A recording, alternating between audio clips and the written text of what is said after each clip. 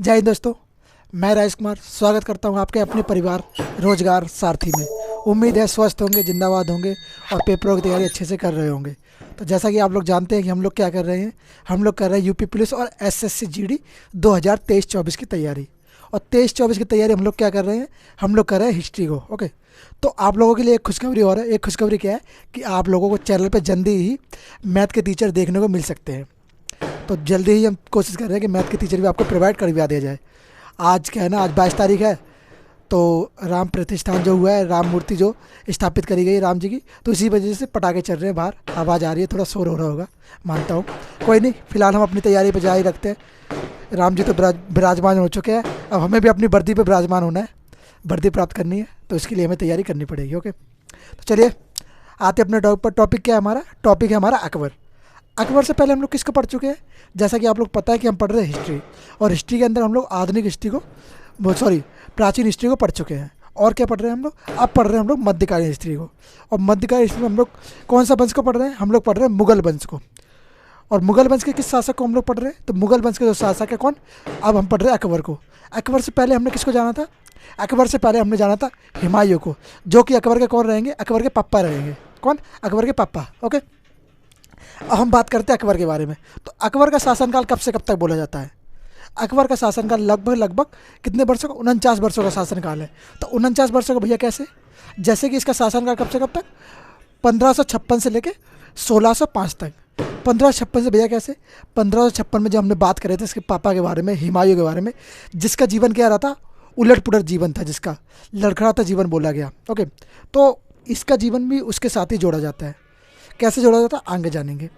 तो ये तो पहले जानते, क्योंकि जब इसका बाप खत्म हो गया, पिता की इसकी मृत्यु हो गई 1556 में, 56 में मृत्यु होने के बाद ये शासन में आ जाता है। ओके, जानते हैं इसका जन्म कब हुआ? तो अकबर का जो जन्म हुआ है वो कब हुआ है? 15 अक्टूबर 1542 में। कब? 15 अक्टूबर 1542 में इसका जन्म हुआ अकबर का। अकबर को अन्य किस नाम से जानते हैं? अकबर को अन्य एक नाम से और जानते हैं, जिसे जलालुद्दीन मोहम्मद अकबर भी कहते हैं, या फिर उसको हम जलाल कह सकते हैं। क्या कह सकते हैं? जलाल। ओके, आपने एक पंचतंत्र में कहानी सुनी होगी, पंचतंत्र की कहानी है, या फिर आप लोग बहुत सी टीवी सीरियल भी देखते होंगे, जैसे अकबर बीरबल कहानियाँ वगैरह। तो उसमें भी आप लोगों ने अकबर के बारे में सुना होगा। अकबर महान शासक था, अकबर ने बहुत कार्य अच्छे किए। तो क्या अच्छे कार्य किए अकबर ने, कैसे कैसे कार्य किए, इस सब कार्यों के बारे में हम लोग इस टॉपिक में जानेंगे कि अकबर ने क्या अच्छा कार्य किया और क्या बुरा कार्य किया, है ना। अब सबसे पहले बात करते हैं अकबर का जन्म। अकबर का जन्म जैसे मैंने बता दिया कि कब हो गया, 15 अक्टूबर 1542 का इसका जन्म हो चुका। इसका जन्म भैया कैसे हुआ था? इसका जन्म ऐसे हुआ कि जब इसके पिता, जो कि हुमायूं था, हुमायूं जब किससे, शेरशाह सूरी से जब युद्ध हार जाता है 1540 में, तब इसका बाप गिर जाता है किस पे, नदी में। जब बहते बहते जाता है तो इसकी कौन जान बचाता है? उसके पिता की। कौन? निजाम बिश्ती जब जान बचाता है, तो इसके पिता की फिर आगे जाते हैं। फिर इसके पिता चला जाते हैं ईरान में। ईरान में जाते हैं तो ईरान में एक व्यक्ति होते हैं जिनके दोस्त होते हैं, उनके पास इसका पिता रहता है, जिसका नाम है हुमायूं।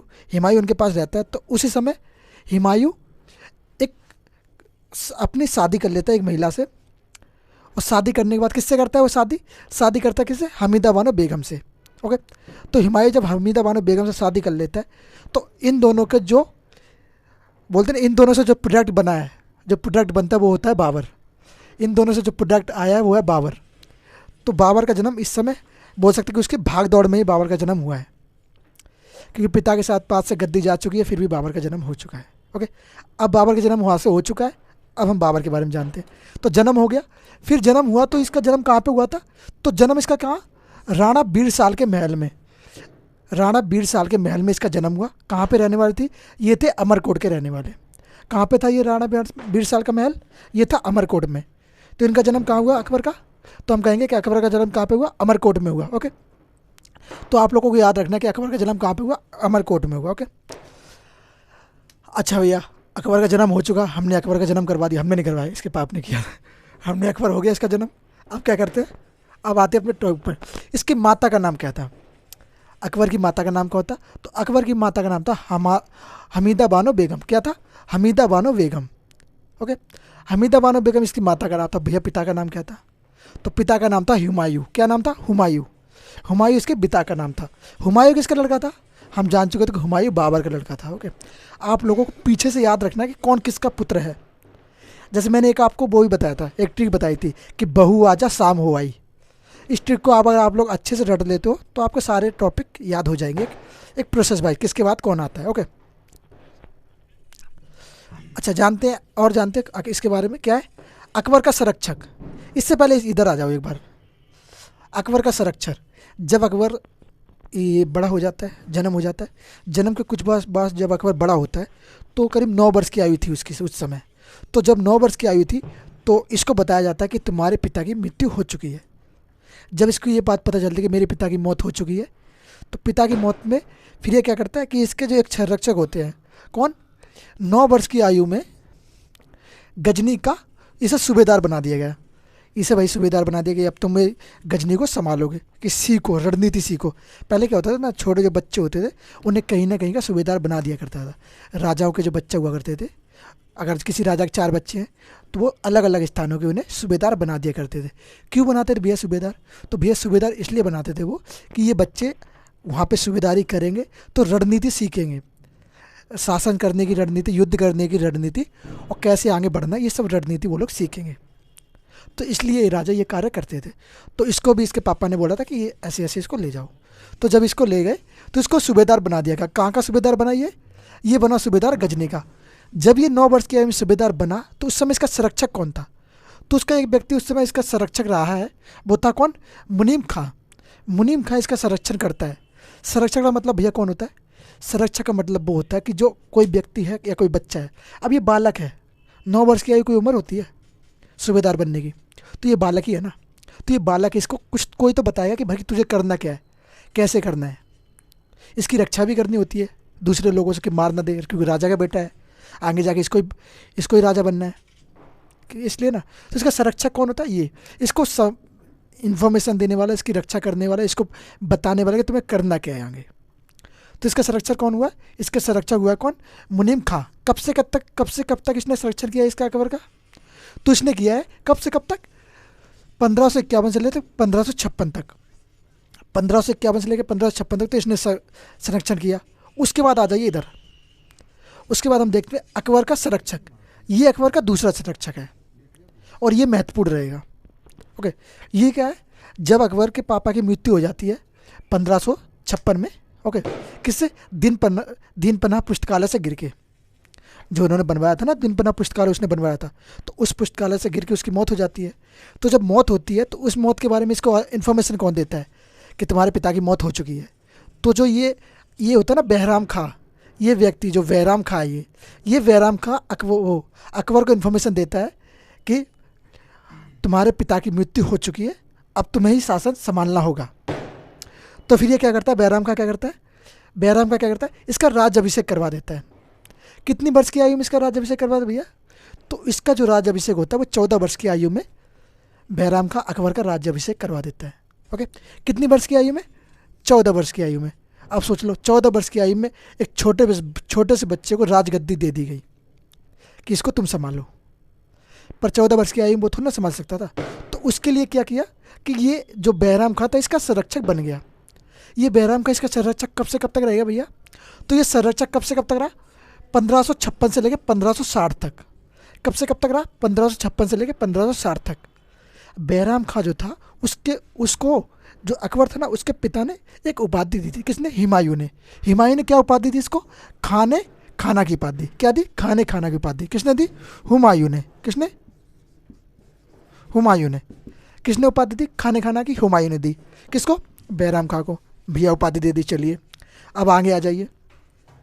जब इसका राज्याभिषेक हुआ 14 वर्ष की आयु में, तो कहाँ पे हुआ था इसका राज्याभिषेक? ये हुआ था 1556 में। कहाँ पे? कलानौर में। कहाँ पे हुआ? 1556 में कलानौर में हुआ। भैया इसका राज्याभिषेक कैसे हुआ था? तो इसका राज्याभिषेक जो हुआ था ना, उस समय इसका राज्याभिषेक राजगद्दी पे नहीं हुआ था। क्या हुआ था राज्याभिषेक में? देखो बताता हूँ। कि जब इसका राज्याभिषेक हुआ तो इन्होंने कहा वहाँ पे तो था नहीं है अपने राज दरबार में। तो जो बैराम खां था, बैराम खां ने क्या किया? तो बैराम खां ने क्या किया कि बैराम खां ने जो ईंटें थी ना, ईंटों का एक सिंहासन बनाकर उस पर अकबर को बिठाकर उसका राज तिलक कर दिया और उससे कह दिया कि अब तुम शासक हो, अब तुम्हें शासन करना है। पर भाई शासन तो करना था, प्रशासन सही मायने में कौन कर रहा था वो हम आगे जानेंगे, कि जिसे हम कहेंगे पेटीकोट सरकार। अब पेटीकोट सरकार में क्या होता है वो जानते हैं, है ना। तो पेटीकोट सरकार में आगे हम पढ़ेंगे उसके बारे में, पहले उससे पहले जान लेते हैं। ये कहाँ, कलानौर में ये इसका राज्याभिषेक हो गया। कहाँ पे हुआ था? ईंटों का सिंहासन, ईंटों के सिंहासन पे इसका राज्याभिषेक कर दिया जाता है। जब राज्याभिषेक करने के बाद एक बार जानते क्या, अकबर क्या ना, अकबर एक अनपढ़ शासक था। अकबर कोई पढ़ा लिखा शासक नहीं था, ये निरक्षर, क्या बोलते हैं इसको, निरक्षर, जिसको हम कहते हैं निरक्षर। निरक्षर का मतलब होता है अनपढ़। अकबर एक अनपढ़ शासक था, जो ना कि पढ़ा लिखा शासक था। पर अब हम जानेंगे कि इसने कैसे अपने 9 रत्नों से बोल के कितनी संख्या में अपने आप को नॉलेज हासिल कर ली इसने, अनपढ़ होने के बावजूद भी। ओके, इसने एक युद्ध लड़ा। किसने किसने अकबर ने एक युद्ध लड़ा। अकबर ने कौन सा युद्ध लड़ा? पानीपत का सेकंड युद्ध। पानीपत का ये सेकंड युद्ध कब लड़ता है भैया? तो ये पानीपत का जो सेकंड युद्ध होता है कब होता है? 5 नवंबर। कब? 5 नवंबर 1556 को। 5 नवंबर 1556 को किस किस के बीच में ये युद्ध हुआ? तो अब हुआ 5 नवंबर 1556 को। जब ये 5 नवंबर 1556 को युद्ध होता है तो भैया ये युद्ध किस किस के बीच में हुआ कि ऐसे ही होएगा कोई युद्ध? पहली बात एक जानते हैं कि हम लोग जब पानीपत का जो युद्ध हुआ था, क्यों हुआ था भैया? पानीपत का युद्ध आप लोग बहुत बार सुनाएंगे, आपसे किसी ने पूछा भी होगा, कभी ना कभी किसी ने पूछ लिया, आपसे बड़े या आपसे छोटे, कभी कभी छोटे ही पूछ लेते भाई, पूछते कि भैया पानीपत का युद्ध कब हुआ? तो आप लोग बड़े छोटा सा मूल्य के बैठ जाते हैं कि यार पानीपत का युद्ध कब हुआ, जब पता नहीं होता तो भाई साहब इसको दिमाग में रख लो, क्योंकि पेपर में आना ही आना होता है। कौन सा? पानीपत का युद्ध। पानीपत किसके बीच में हुआ जान लेते हैं, चलिए आइए। ये युद्ध किस किस के बीच हुआ? एक तरफ तो था अकबर, क्या अकबर, एक तरफ था अकबर, और दूसरी तरफ कौन था? दूसरे पक्ष में था हिमायू नहीं, हेमू। कौन सा? दूसरे पक्ष में हम कहेंगे कौन था? हेमू। दूसरी तरफ कौन सा? दूसरी तरफ था हेमू। ओके, तो ये किस किस के बीच में हुआ? अकबर वर्सेस हेमू के बीच में हुआ। अकबर और हेमू के बीच में जब युद्ध हुआ तो इसमें क्या था? जो हेमू था, तो पहले जानते हैं हेमू के बारे में थोड़ा। हेमू जो था, हेमू क्या था? हेमू था आदिल शाह का प्रधानमंत्री। कौन था? आदिल शाह का प्रधानमंत्री। कौन? हेमू। ओके, क्या था? आदिल शाह। ये जो आदिल शाह इसका क्या था? ये पीएम था। कौन? हेमू इसका पीएम था। ओके, जब इसका ये पीएम बन जाता है तो हेमू जो है, जो आदिल शाह है, ये हेमू को एक उपाधि देता है। हेमू को कौन सी उपाधि देता है आदिल शाह? विक्रम आदित्य की। कौन सा? विक्रम आदित्य की। कौन सी उपाधि देता है? हेमचंद्र विक्रम आदित्य। इसका पूरा नाम क्या रहेगा? हम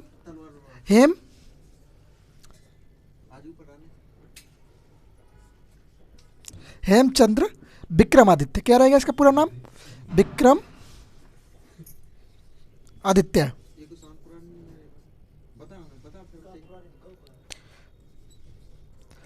हेमचंद्र विक्रमादित्य। और जो हेमचंद्र विक्रमादित्य है, इसको हम जानते हैं 14वां विक्रमादित्य। ये आखिरी विक्रमादित्य है।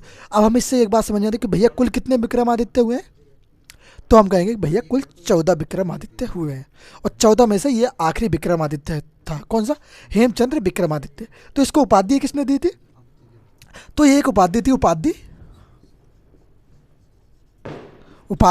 ये उपाधि इसको किसने दी? ये दी किसने?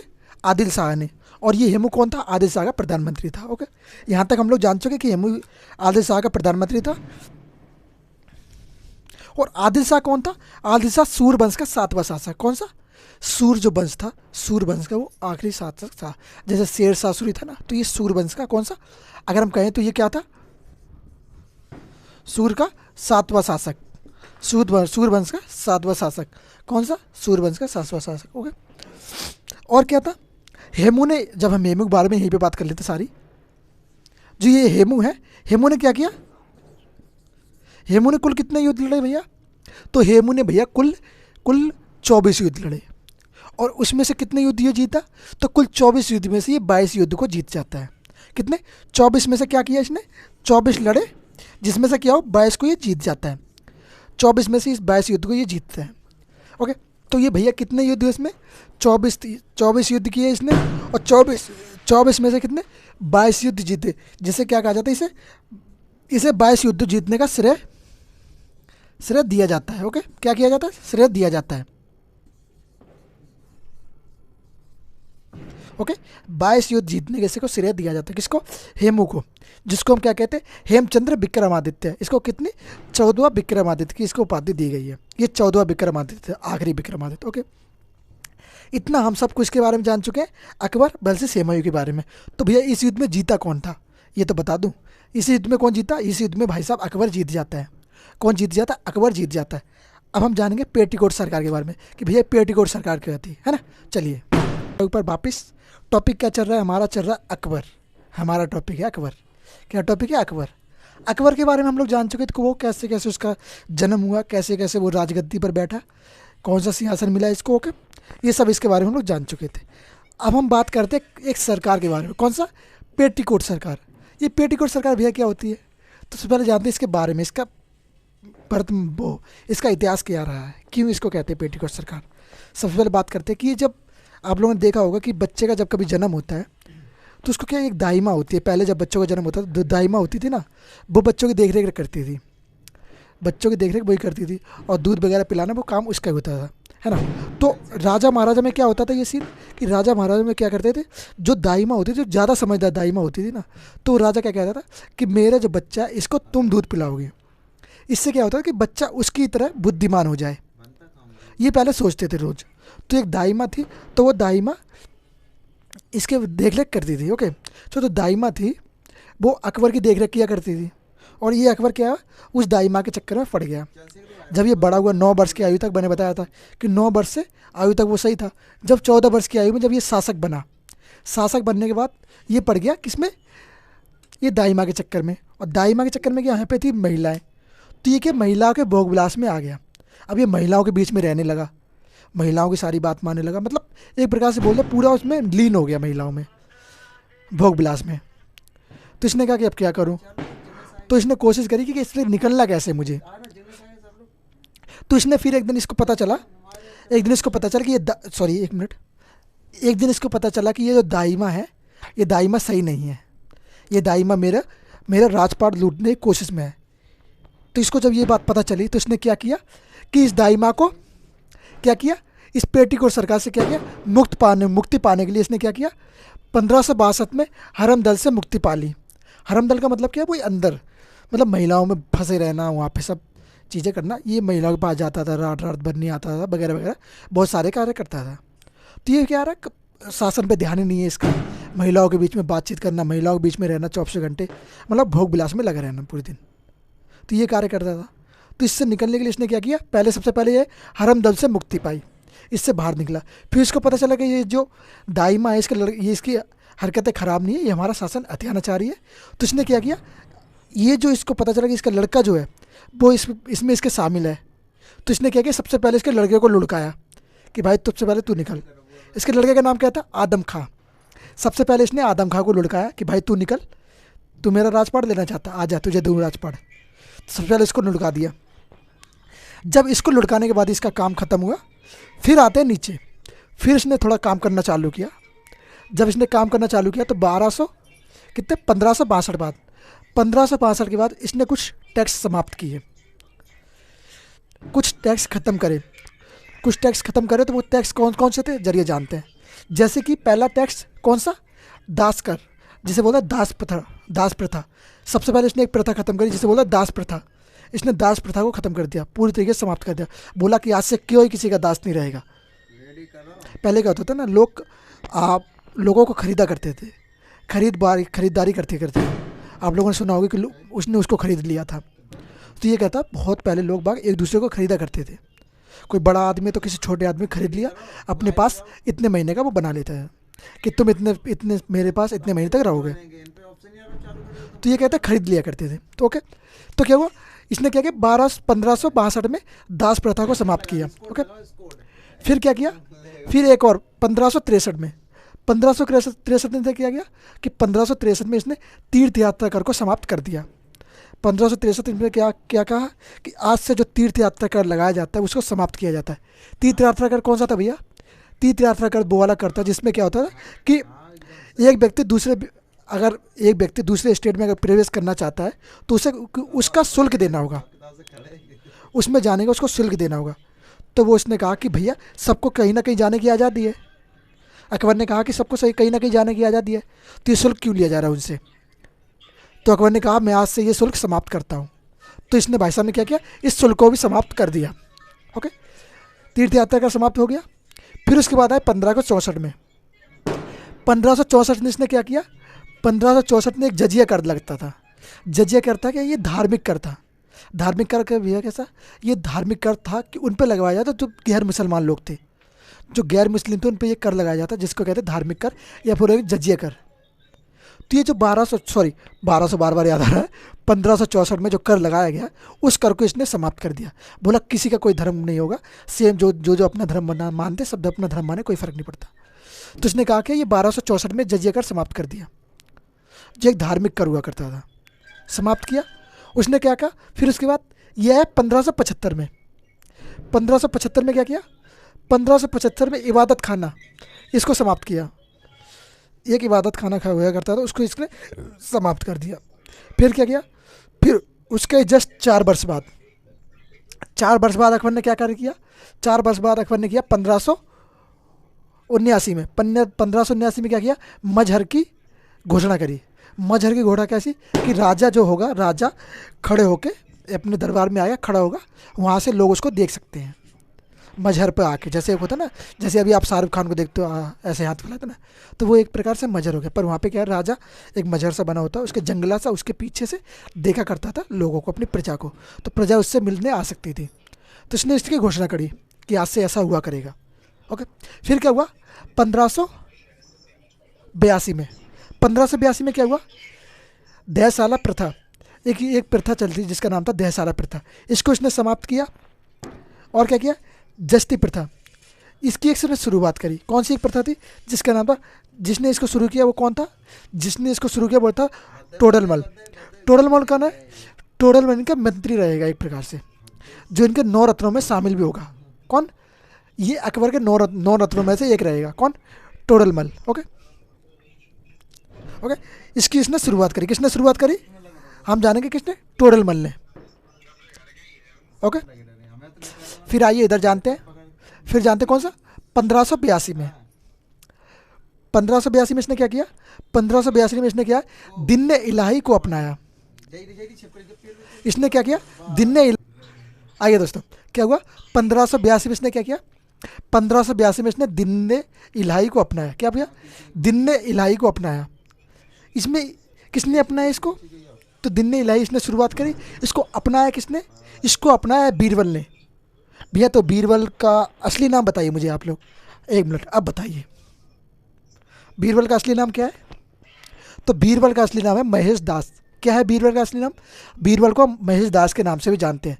बाद में जब ये राजा किसके, जब अकबर के दरबार में ये शामिल हुआ ना, 9 रत्नों में शामिल हुआ, तब अकबर ने इसका नाम चेंज करके क्या रख दिया, बीरबल इसका नाम रख दिया। ओके, इसकी जो नॉलेज थी ना, नॉलेज के ऊपर इसको नाम बीरबल रख दिया गया। तो हम जिस महेश दास को जानते हैं वो महेश दास कौन है, वही महेश दास बीरबल, और जिस बीरबल को हम जानते हैं वही बीरबल महेश दास है। ओके, तो आप लोगों को अपने दिमाग में फिट कर लेना कि हम किस महेश दास की बात कर रहे हैं। अगर पेपर में बीरबल ना आए, कभी कभार ऐसा होता है कि बीरबल नहीं देता है, तो आप लोगों को याद रखना महेश दास। ओके, चलिए आते हैं नीचे। अब देखते हैं 1583 में। 1583 में क्या किया इसने, 1583 में एक संबत जारी किया जिसको कहते हैं दिन इलाही संबत। कौन सा संबत, दिन इलाही संबत। ओके, दिन इलाही संबत, दिन इलाही संबत इसने शुरुआत करी भाई। ओके, फिर जानते हैं ये कर जो थे, इसको एक ट्रिक के जरिए हम लोग जान सकते हैं। ट्रिक क्या है, ये हमारी ट्रिक है। ट्रिक क्या है, दातीज। इससे हम इसके तीनों करों के बारे में जान सकते हैं जो इसने समाप्त किए। वो 3 से कर कौन कौन से थे, जैसे हो गया, एक तो हो गया दास प्रथा कर, तीर्थ यात्रा कर और जजिया कर। दास कब खत्म किया, दास खत्म किया कब, 1562 में। तीर्थ यात्रा खत्म कब किया, 1563 में। और जजिया कर कब समाप्त किया, 1564 में। तो इसने तीनों कर समाप्त कर दिए। कौन सा, तीर्थ यात्रा कर, जजिया कर और दास प्रथा कर। तो आप लोगों के पॉइंट वाइज याद रखने, कौन सा कर कब समाप्त किया। ओके, चलिए जानते थोड़ा और इससे आगे, फिर ये वीडियो हम लोग यहीं पे समाप्त करेंगे, क्योंकि सॉरी अगली वीडियो में इससे आगे जानेंगे, क्योंकि अकबर थोड़ा बड़ा चैप्टर है, तो उसको हम कोशिश करेंगे 2 वीडियो में। आइए दोस्तों, आते हैं टॉपिक पर वापस। टॉपिक क्या चल रहा है अपना? अकबर। अब हम अकबर के अभियानों के बारे में जानते हैं कि अकबर के विजय अभियान, अकबर ने कौन कौन से विजय अभियान किए, किस किस में ये विजय हुआ, किस किस में इसके हार गया। ओके, तो जानते हैं सबसे पहले इसके विजय अभियानों के बारे में। ये क्या है इसके विजय अभियान? ओके, इसने ये पहला विजय अभियान अपना कब किया? पहला विजय अभियान इसने किया 1561 में। कब किया? 1561 में। भैया ये पहला विजय अभियान 1561 में कब, कहाँ किया इसने? तो ये पहला किया मालवा में। कहाँ पे किया इसने? ये किया मालवा में। कौन सा? मालवा में। ओके, फिर जब नीचे चले तब इसने उसी के जस्ट 1 वर्ष बाद, उसी के एक वर्ष बाद कौन सा युद्ध किया? 1562 में। 1562 ने इसमें अजमेर के खिलाफ रहा, जिसे हम अजमेर या फिर आमेर कहते हैं। ओके, अजमेर या फिर आमेर कहते हैं, इसके खिलाफ इसने एक अभियान किया। ओके, इस अभियान में किया हुआ यहाँ के शासक थे जिनका नाम था भरमाल।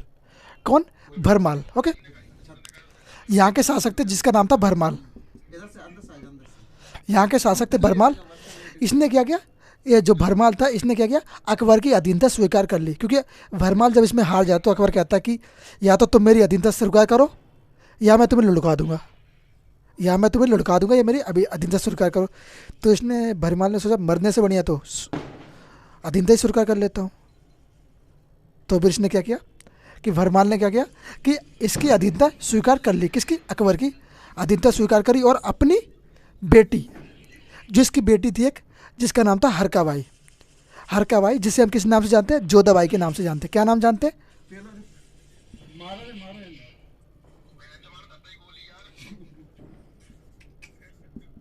जिसे हम किस नाम से जानते हैं? जिसे हम जानते हैं जोधाबाई के नाम से। आप लोगों ने नाम सुना होगा जोधाबाई। आप लोग एक सीरियल देखते हो ना, सीरियल देखते हो जो अकबर बीरबल की कहानी चलती है, जिसमें उस सीरियल में क्या होता है? अकबर, बीरबल और जोधाबाई की सारी कहानी सुनती है। तो ये भी उनके बारे में है।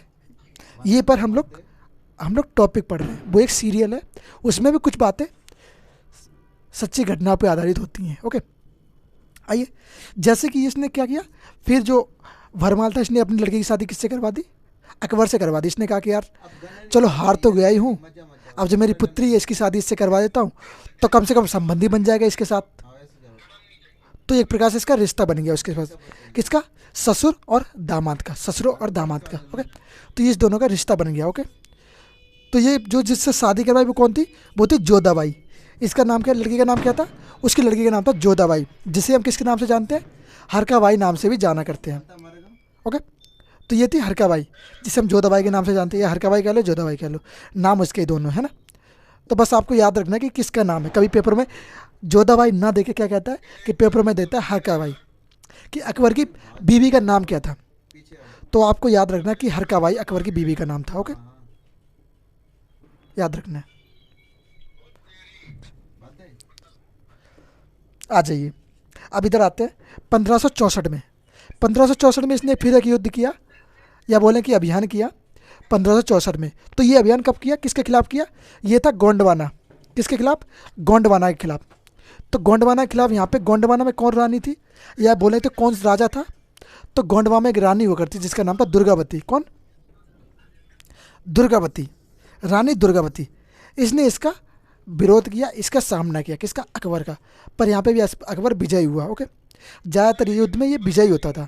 ओके, फिर आते हैं नीचे की ओर। नीचे की ओर क्या है? 1568 में, जो ये देख रहे हैं आप 1568 में इसने क्या किया? 1568 में क्या किया? मेवाड़, ये था मेवाड़। मेवाड़ के खिलाफ इसने अभियान किया। मेवाड़ के खिलाफ जब इसने अभियान किया तो मेवाड़ में क्या? अकबर ने खुद को एक नेतृत्व किया। इसने मेवाड़ में क्या किया कि जो अकबर था इसने इसमें खुद नेतृत्व किया। पहले क्या करता था ये? पहले किसी युद्ध में खुद ना जाके अपनी सेना या अपने सेना के प्रमुख को भेज दिया करता था। क्या करता था कि अपनी सेना या सेना के प्रमुख को भेज दिया करता था। यहाँ तक बात क्लियर है तो कमेंट में यस करें। क्लियर है? यहाँ तक अगर बात क्लियर है तो कमेंट में यस करें। ओके, चलिए आते आगे। ये किसके खिलाफ किया मेवाड़ में? तो मेवाड़ में एक राजा हुआ था। कौन सा राजा? क्या हुआ था? राणा उदय सिंह। कौन? राणा उदय सिंह, जो किसमें? मेवाड़ में स्थित थे। ओके, इनके और इसी समय अकबर ने क्या कहा, इस युद्ध को इसने स्वयं इस युद्ध में ये शामिल हुआ, इसने इस युद्ध का खुद ही नेतृत्व किया कि कहाँ कैसे लड़ाई करनी है, किसको लड़ना है। ओके, तो हम इससे आगे जानते हैं इसके अभियानों के बारे में। आज इसके अभियान जान लेते हैं। उसके बाद नेक्स्ट वीडियो में क्या जानेंगे, इसके नौ रत्नों के बारे में, किसके दरबार में कौन कौन नौ रत्न थे। जैसे हो गया अकबर, हो गया अकबर सॉरी राजा ही था, बीरबल हो गया, या फिर और भी जाने मुल्ला दो प्याजा हो गया, ऐसे ऐसे ऐसे करके कौन कौन इसके दरबार में। अब आते हैं आगे और जानते हैं इसके कुछ बारे में, इसके अभियानों के बारे में। इसके बाद ये टॉपिक हमारा समाप्त हो जाएगा। उसके बाद हम लोग, टॉपिक समाप्त नहीं होगा, टॉपिक बचेगा, इसको हम 2 वीडियो में करेंगे क्योंकि टॉपिक थोड़ा बड़ा है, इसलिए हम इसको 2 वीडियो में निपटाएंगे। ओके, चलिए आते हैं अपने टॉपिक पर। जैसे 1571 में इसका अभियान, 1571 में इसका क्या किया, गुजरात अभियान किया। 1571 में क्या किया, एक गुजरात अभियान किया। कहाँ पे किया भैया ये गुजरात अभियान, तो इसलिए जब गुजरात अभियान किया किसके खिलाफ, मुजफ्फर खां। जब गुजरात में कौन था उस समय शासक, उस समय शासक था मुजफ्फर खां। कौन था, मुजफ्फर खां। तो इसने क्या किया, इस अभियान में जब गुजरात अभियान इसने किया ना, तो इसने क्या किया, पहली बार समुद्र को देखा। बोले तो पहली बार इसने समुद्र के दर्शन किए। फिर ये जाना कि भैया समुद्र भी इतना बड़ा होता है क्या, तो इसने पहली बार समुद्र को देखा। ओके, यहाँ से हमें ये पता चलता है इसने सबसे पहले समुद्र गुजरात अभियान में देखा था। ओके, पेपर में आ सकता है कि अकबर ने सबसे पहले समुद्र कब देखा, तो हमें याद रखना कि कौन से अभियान में, गुजरात अभियान में इसने समुद्र को सबसे पहले दर्शन किए या देखे। ओके, इस समय गुजरात पर शासक कौन था, उस समय था मुजफ्फर खां। ओके, जिसे मुजफ्फर खां थर्ड कहेंगे। ओके, और ये जो युद्ध था, ये सबसे तेज होने वाला आक्रमण था। सबसे तेज होने वाला आक्रमण इस युद्ध को किसने कहा, तो वो एक व्यक्ति थे जिसका नाम है स्मिथ। किसने, स्मिथ ने इस युद्ध को क्या कहा, सबसे तेज आक्रमण कहा। इसने कहा कि ये जो आक्रमण है ये सबसे तेज होने वाला आक्रमण है।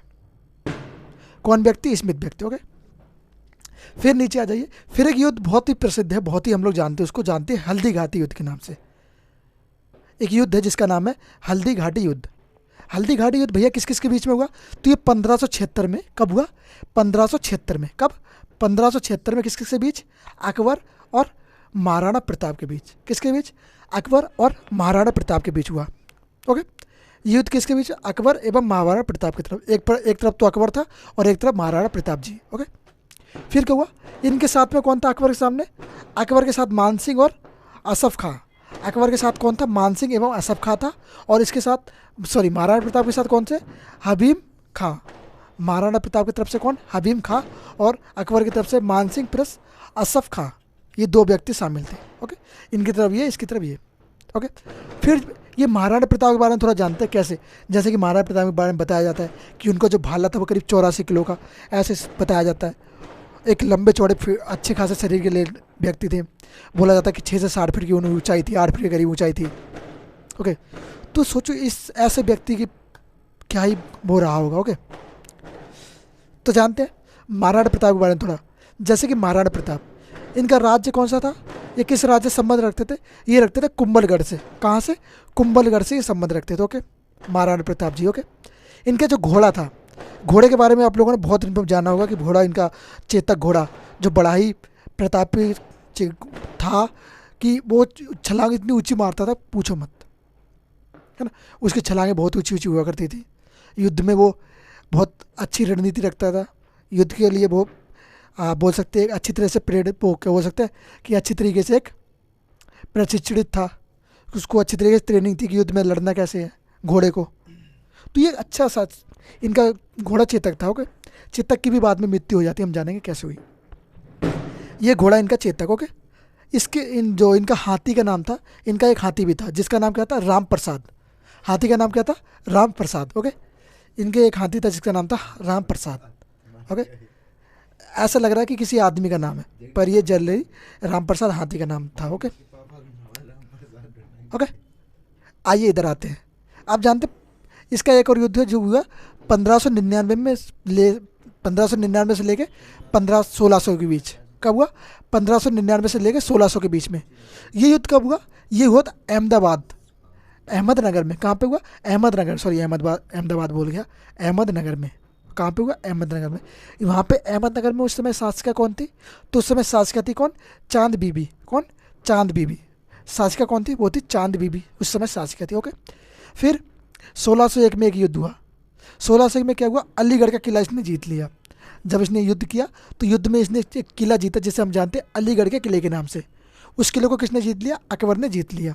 इसने अपने जीवन में बहुत सारे युद्ध लड़े। इसका जीवन काल कब से कब तक रहा इसका शासन, 49 वर्षों का। ओके, 56 से लेकर 605 तक इसने बहुत युद्ध लड़े। ओके, इसने एक चीज़ की स्थापना करी जो हम जानते हैं, फतेहपुर सीकरी। तो फतेहपुर सीकरी की स्थापना किसने करी, फतेहपुर सीकरी की स्थापना ही किसने करी, अकबर ने करी है। कहाँ पे, लाहौर में थी उस समय।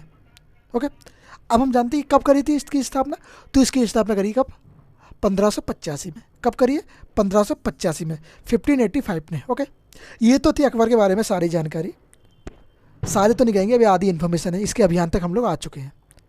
अब इससे आगे इन्फॉर्मेशन भैया कब दोगे, तो इससे आगे इन्फॉर्मेशन आपको मिलेगी नेक्स्ट वीडियो में, मतलब कल।